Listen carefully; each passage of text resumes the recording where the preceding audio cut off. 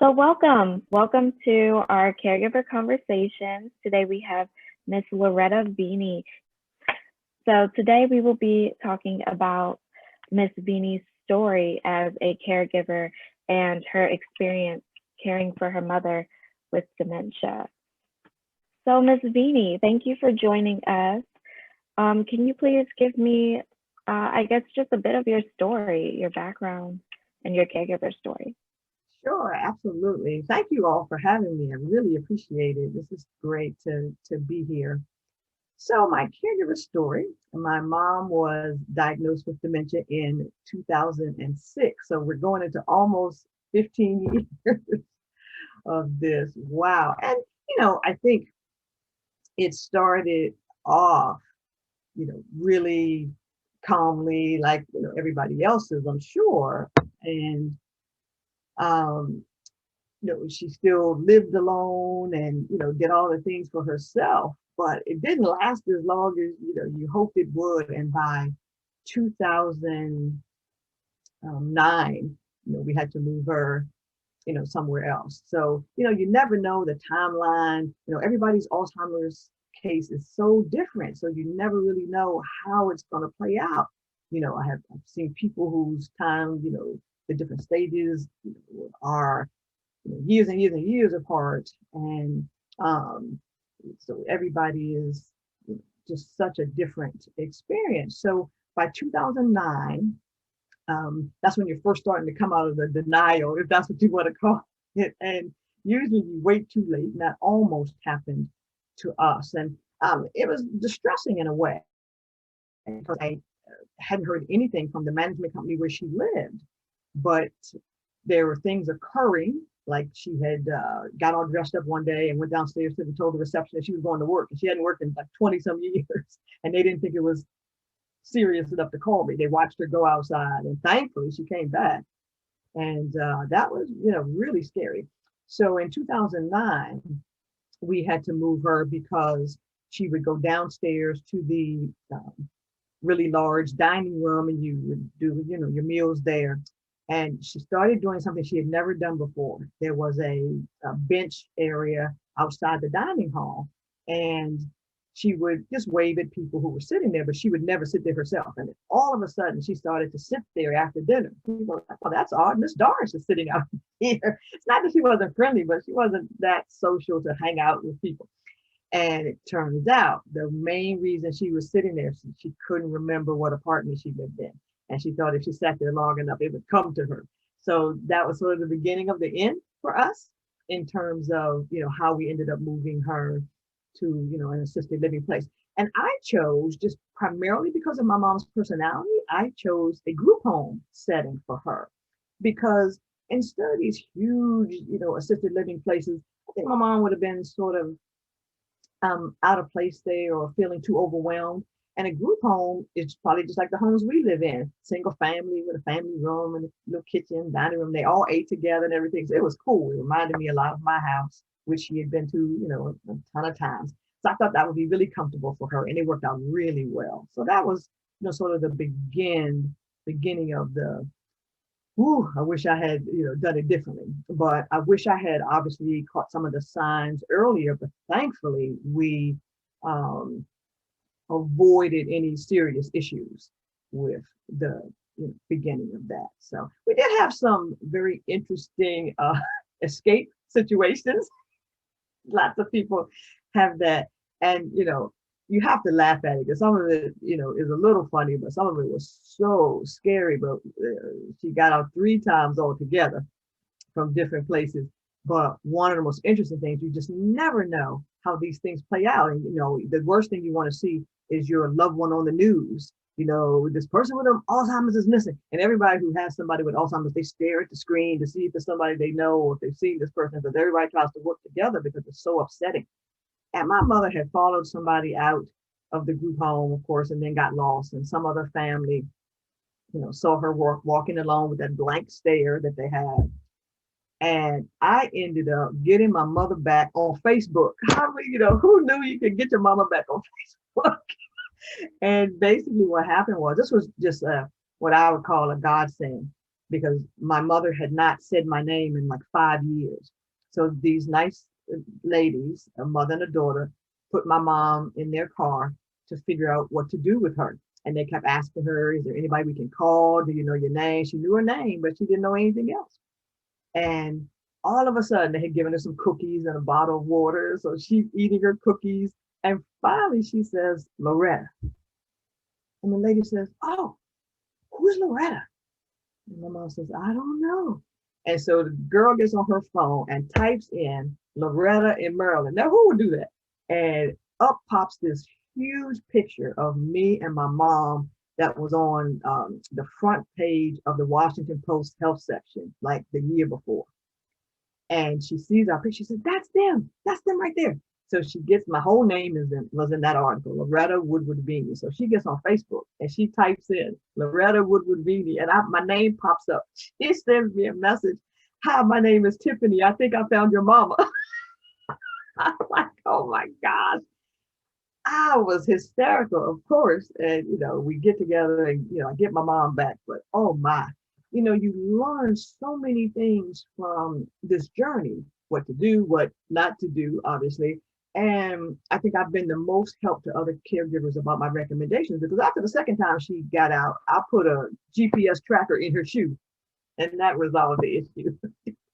So you try all kinds of things, and then I shared it on my Facebook page, and everyone's like, oh, this GPS, And I chose, there are tons of these GPSs for Alzheimer's patients, but I chose the one that would be perfect for my mom. Her shoes are the only thing she doesn't take off, during the day.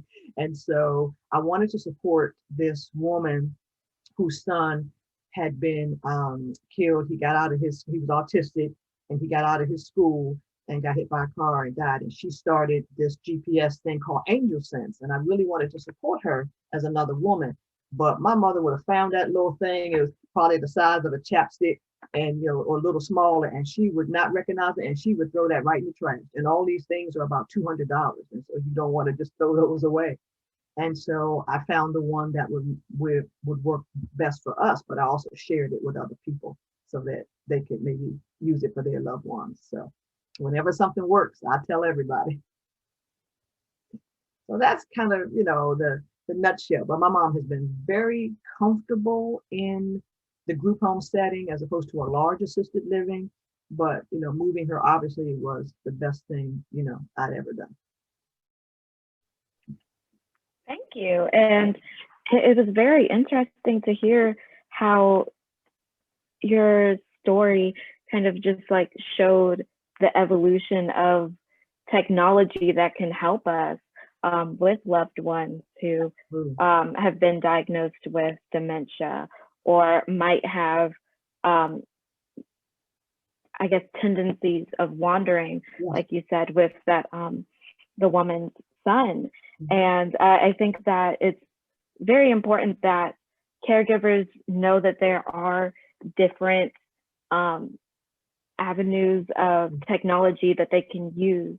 And just because one doesn't work doesn't mean that another might not work, So I really appreciate you talking about different thought processes that you had with trying to find the right assisted living for your mother, or the right tracking device for her.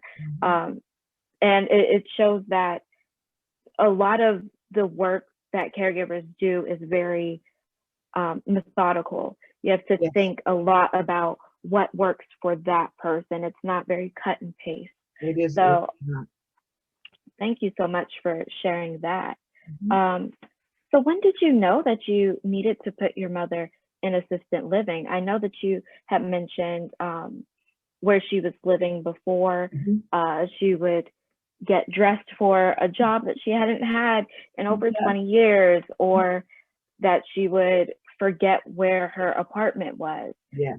So when did you just know this is something I needed to do? And also, I found it interesting that you mentioned the group homes. So I guess I just wanted to know about your process with that. Sure. I think you want your parents. My mother was fiercely independent. and she made my sister and I had one sister. She made my sister and I sign a document when I was a teenager that said we would not force her to come and live with us. And my sister was married for a while, and then was divorced and became a single mom, and I had a husband, and my husband loved my mom, and he would have done anything for her to live here. But she believed that if you move in with your children, you're disrupting their married life. That was furthest from the truth, but that's what she believed, and I was going to honor that. So we signed this document saying we wouldn't do that. So then it became my function to find a place for her where she could be comfortable and still believe that she was independent. And what got to be interesting, as the disease progressed, my mother would tell you in a minute, I live by myself. And you got all these other people sitting around the table that live in the same place. But if you asked her, she lived by herself, and you could not tell her otherwise. Good for her. And it was fabulous. And I let her stay in her original non-assisted living retirement place as long as I possibly could. But when it got to me, when I was told she could not find her apartment, that was it for me. And we ended up doing all kinds of things the last couple of weeks while my husband and I searched a variety of the group homes in Prince George's County, Maryland, where we lived. And I actually paid a caregiver who worked at this retirement community to, in essence, watch my mom fix breakfast for her. And we took the burners off the stove and everything at that point, because it became clear, you looked inside her apartment. I was there all the time, but it just seemed like almost overnight she began to, forget, everything. And that was really scary. So I paid this woman to stay with her while my husband and I ran around the county, interviewing. We actually split this list. The state of Maryland has a list of all the applicable group homes that meet all the standards. And he and I split the list. He went this way, I went that way. And we tried to do it in a hurry. So in 10 days, we had narrowed it down, selected, interviewed, done all that. I took my mom there, and her only criteria, she asked the lady that owned the group home, is this where I'm going to live? And the lady said, well, I guess it depends on your daughter. She looked at me, is this where I'm going to live? And so we say, well, do you like it? And she says, do you have food here? And the lady says, yes. And she said, cookies? And the lady said, yes. It's have a bathroom? Yes. Okay, then it's good. And so that was her criteria: bathroom, cookies, and food. So we ended up doing that. But I felt bad, just honestly, that I had waited that long because I wasn't told certain things about the management section. I did all the shopping for her and things, and every time I delivered stuff, everything was fine. They didn't give me any updates. And when the neighbor finally talked to me about, hey, she was sitting outside and that kind of thing, she said, did anybody from the management company call you? I was like, no. And she's like, I knew you would have been here by then. And I was always there. Nobody ever said a word. I worked right down the street from where she was, and I could have been there in 5 minutes.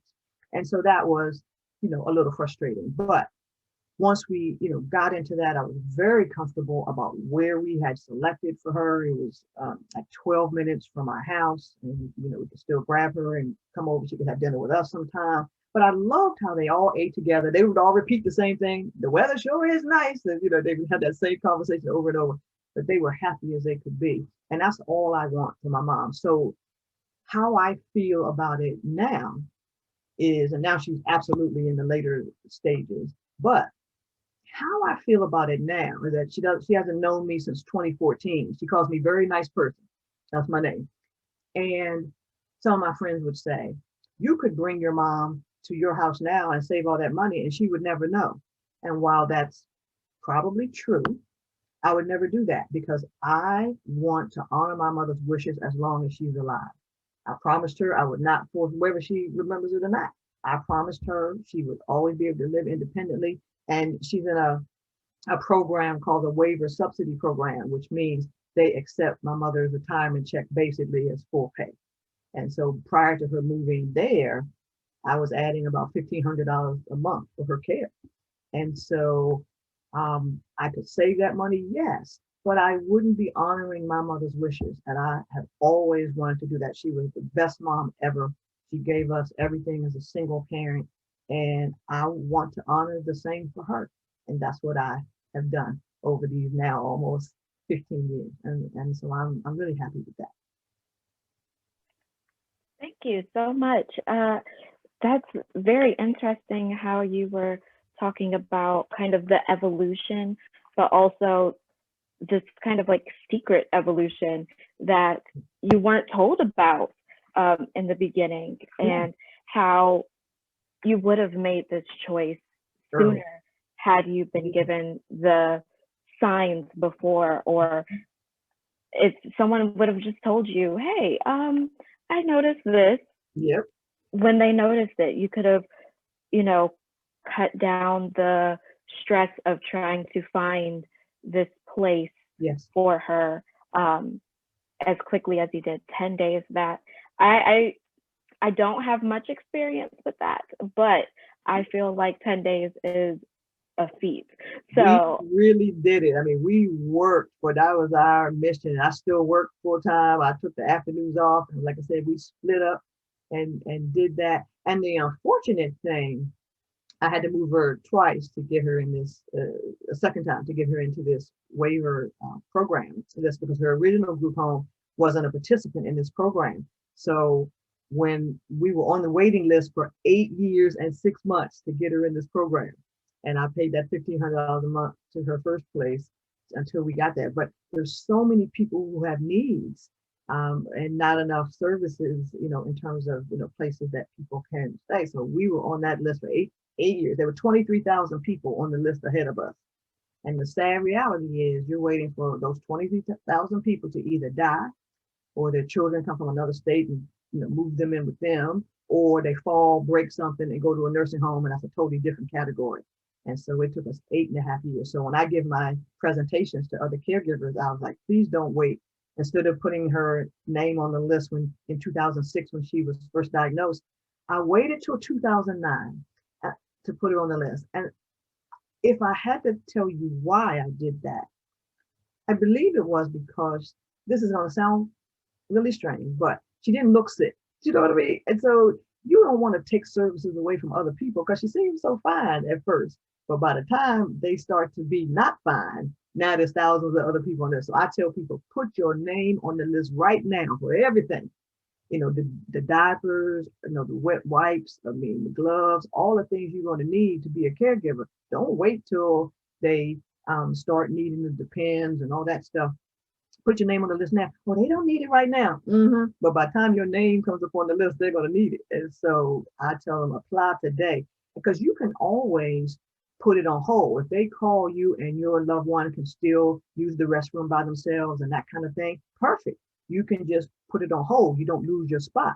But to start from the beginning and wait is way too long a process to go through. So I hope I can help people save that stress of doing that. So that was our experience. But the really sad thing was when I had to move her the second time, I was given 10 days to kind of find a place for her. And by then, unfortunately, my husband had died very suddenly while we were on vacation. So this time I had to do it all by myself.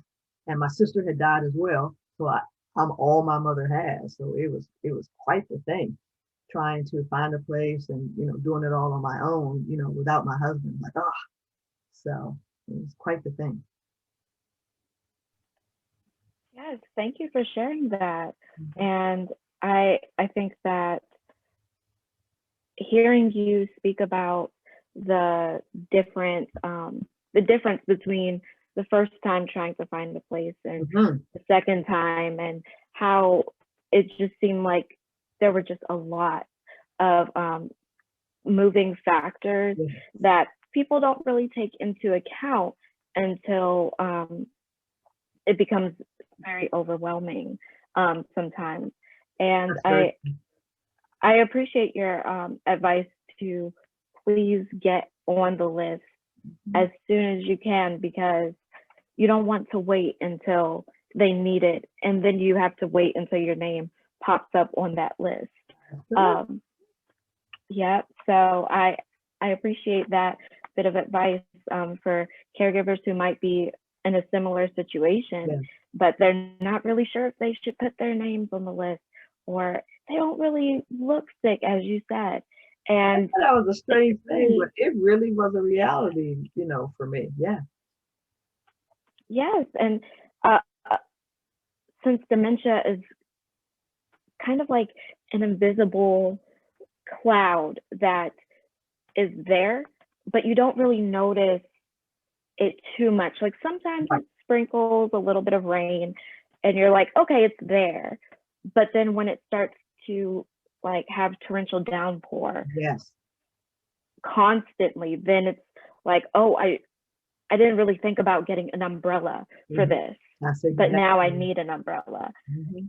But And now everybody you're is already sold out wet. of the umbrellas. Yes.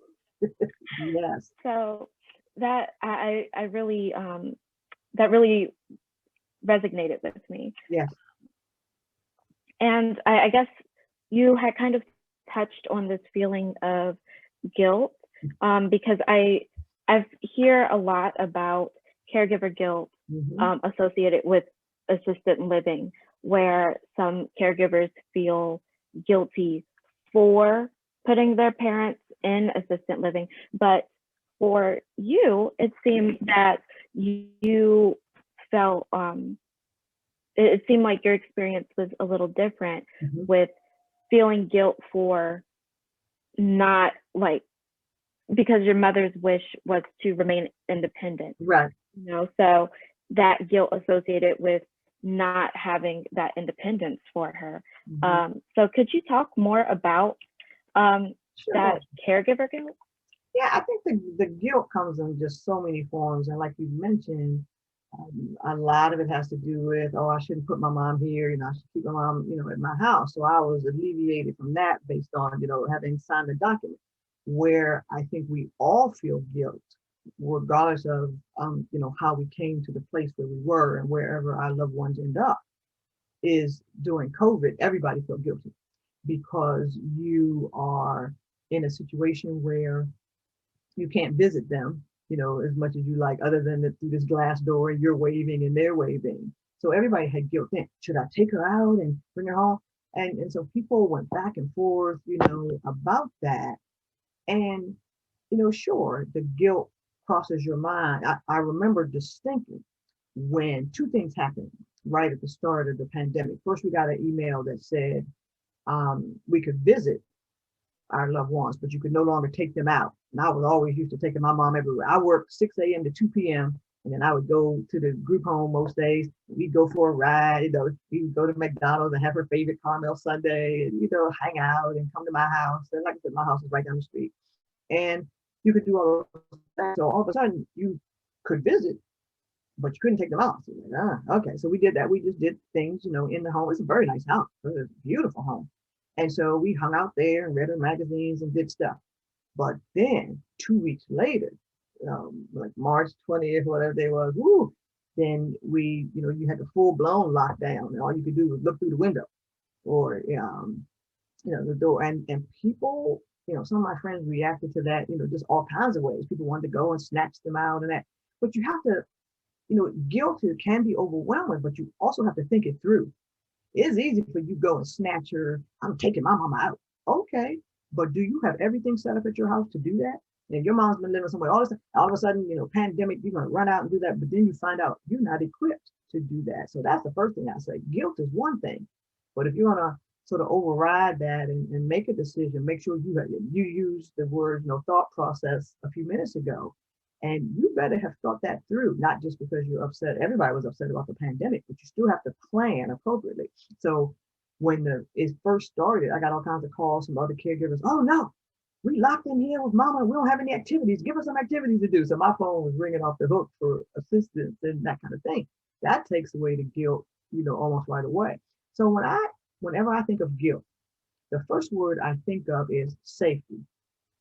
Am I making a decision that is going to put my mom's safety in jeopardy? I trust everybody at the group home. There is a woman there, the lead caregiver, whose name is Janet, who loves my mother as much as I do. I trust her implicitly.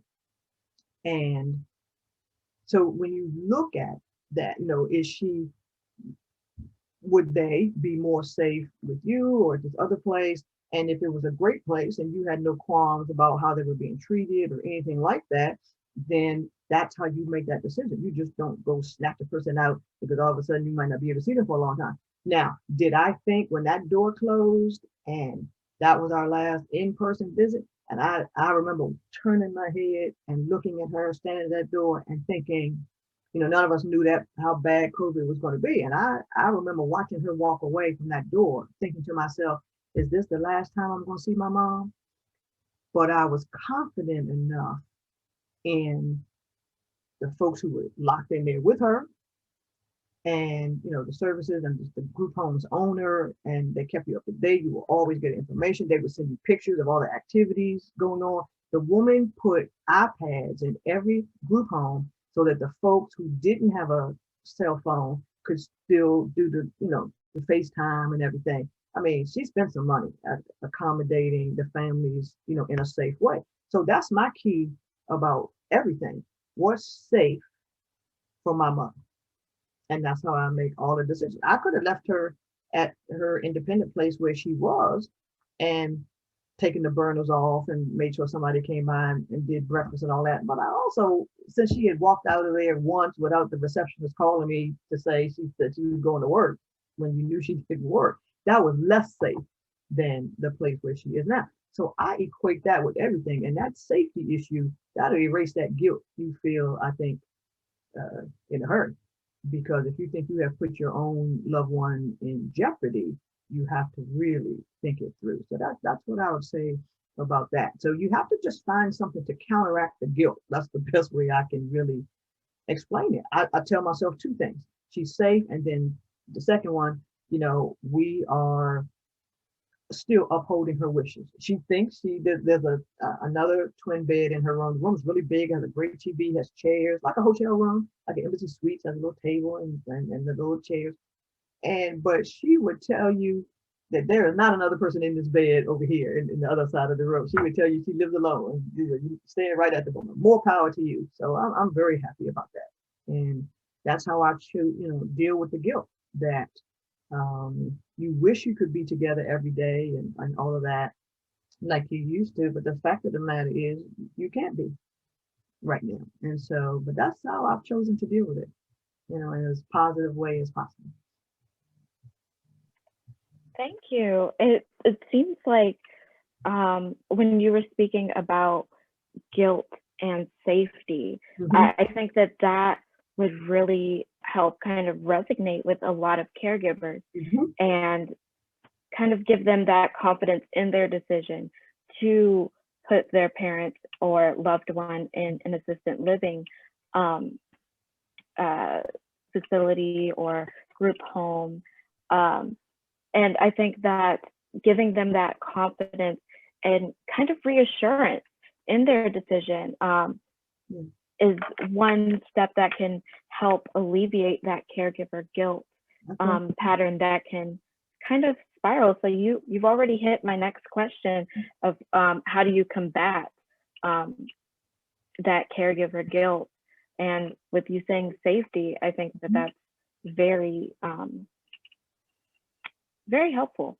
It is. And, I think a lot of people look at it, though, in terms of finances. But I think, if, you did it in reverse and you took your mom out of the group home or, assisted living or whatever to try to save them from the pandemic, but then you bring them to your house and, you have something, you have to sort of dementia proof your house, just like you did when you had a kid. And then, you took all that away when your kids grew up, but now you're going to bring your mother in there. And in one of the support groups I helped to moderate on Facebook, there was a case where somebody's loved one ended up, taking a bottle out from under the sink and almost drank some, household cleaner, thing. Now, how would you feel if, that person had died as a result of that because you hadn't had a lock on the cabinet and that kind of thing?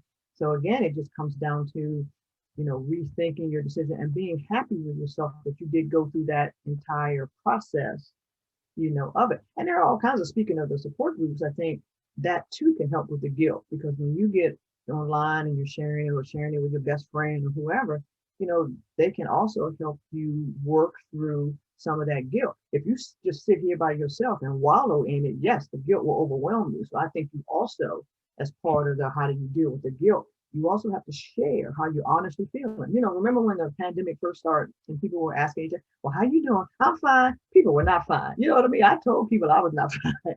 And so, I was used to seeing my mom whenever I wanted. And I was born and raised in DC, and I went to college in DC. I got my master's degree in DC. So I'd never been anywhere. So the 99 days of the first part of the lockdown was the longest my mother and I had ever been separated. And I was miserable. And so I told my best friend that, and I cried and cried. And my best friend ended up sending this big box, from Walmart. And I was like, well, I knew I hadn't ordered anything. I was like, what's this box? I ended up opening the box. There were these two huge photo pillows with me and my mom's pictures on them. And one was for me and one was for my mom. And so whenever we missed our hugs, we could just hug the pillow. I mean, I fell on the floor and cried. That was like the best gift ever. And I took mom's over to her to group home. They sanitized it. And then they held the door open for me so I could call her so I could see her reaction to the pillow. And she looks at it, she says, wow. And of course, she don't say anything about me. She says, I look good in this picture. So she totally ignores that I'm on the pillow, but okay. So it was oh my God, it was the best gift ever. And so instead of just wallowing in what I would call the guilt of, being separated from her by some pandemic that none of us had anything to do with, but when you're honest about how you feel, other people can help you kind of work through that. And so my best friend's solution was to send me this little pillow, and it's sitting right here. And so it's just the coolest thing. And whenever I'm sad or I really, really miss my mom, I can see her on FaceTime and, all that. Yesterday, she turned 92. They bought her a shirt at the group home that says, I turned 92 in a quarantine and none of you are invited. And so there she was alone with her little quarantine. But the day before the storm, I took over the cake and her balloons and everything. So they sent me all kinds of video of the little party. And, what are you going to do? And so I was very appreciative of, everything they had done and all of that. So I think there are a variety of ways you can deal with any of the guilt. And some of it really is just being honest with your support system. That's what I call my friends, and making sure you get care for yourself if the guilt is going to be overwhelming. Thank you. I think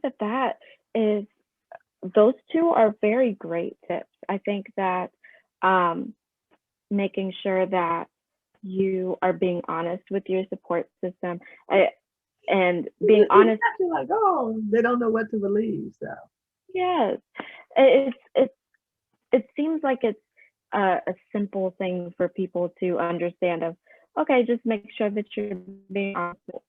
To reach out and say, I am feeling this.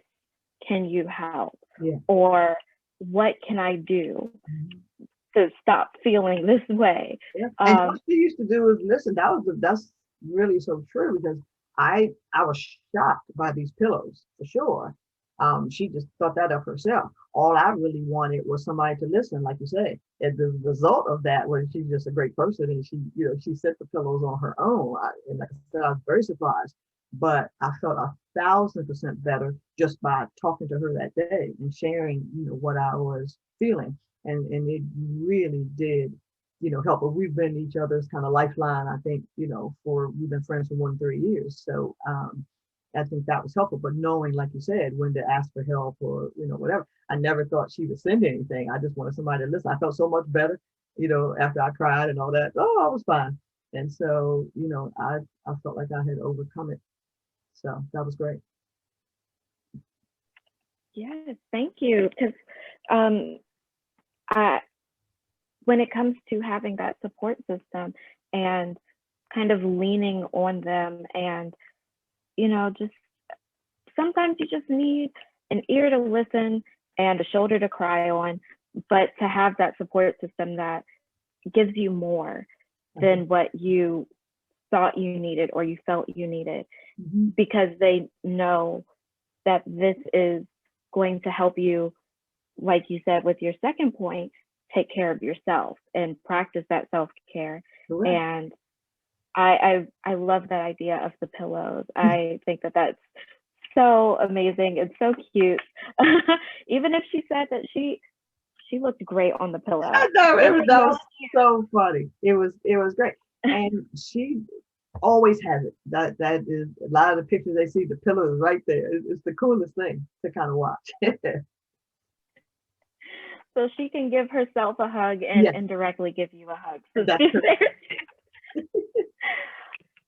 Do you have any other resources that could be helpful for other caregivers in this situation? I know that you have written a book, and we will talk about that in our next session. But I remember you had mentioned the GPS tracking device that you were using. So what other resources do you think could be helpful for caregivers? That's a great question. So I tell everybody, if they need resources, start with the Department of Aging in their county or wherever they live. And I know a lot of places are still working at home and all that, but they still have the information. And so they can help you work through all of these waiting lists and other things for services. So like in a perfect example, in July, my mother had a series of seizures. She was in the hospital a couple of times, and of course, because of COVID, you couldn't visit. But after that, her leg was so weak, I needed a wheelchair. So, I mean, I don't want to call a million places to find one.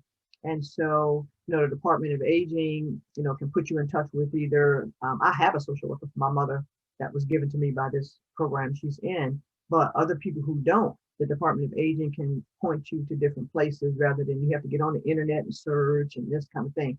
Because when you need a walker or whatever, you don't want to call a zillion places to do it. So I tell everybody, start at the Department of Aging in your county, and then they can help narrow things down. And then for general things, I would say go to either the Alzheimer's Association website. They have 24-hour phone answering, everything.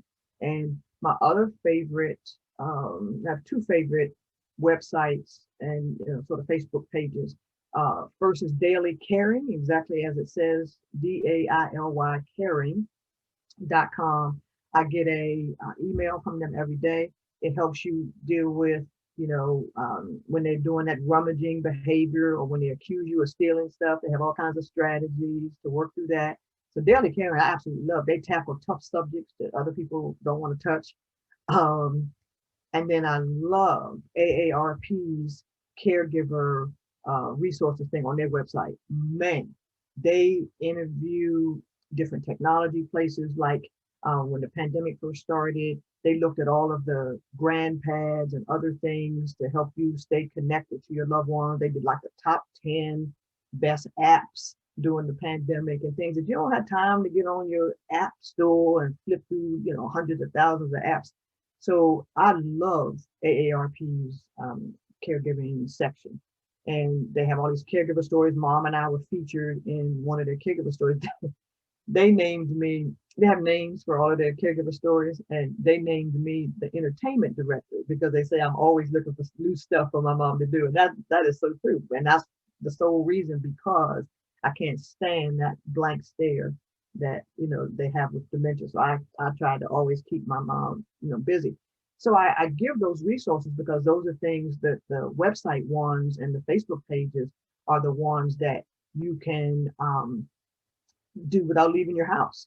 And what I love about the Facebook pages and the support group Facebook pages is the fact that you can get on there and say anything you want without anybody judging you. This was the worst day ever, caregiving. You wouldn't believe what mom did. I made her breakfast. She threw the whole thing on the floor. People are like, man, I was there last week.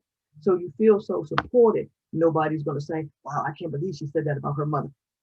It's a place where you can vent, and everybody's been there. And so, there's no guilt or judgment or anything. So I love those resources that you have without having to leave the house. Thank you. It sounds like you have found ways to kind of interact with a community Yes. of people and kind of just like build an even stronger support system for yourself that, isn't very dependent on going out to see other people. It's something that you have access to wherever you are. And I think that is very important, especially right now, as we are all at home or trying to, remain safe. I think that it's helpful to kind of know that there are support systems and resources in place for us to use. Absolutely. Even when we can't go out. like we normally would. So thank you so much. And thank you so much for joining us today on our caregiver conversations. Please be sure to check out our Caregiver Conversations YouTube page, in which we will upload this interview as well as all of our other interviews will be on our YouTube page. And we will be right back with our lovely guest, Miss Loretta Veney, to talk about her book in our next session. Thank you. Thank you for having me.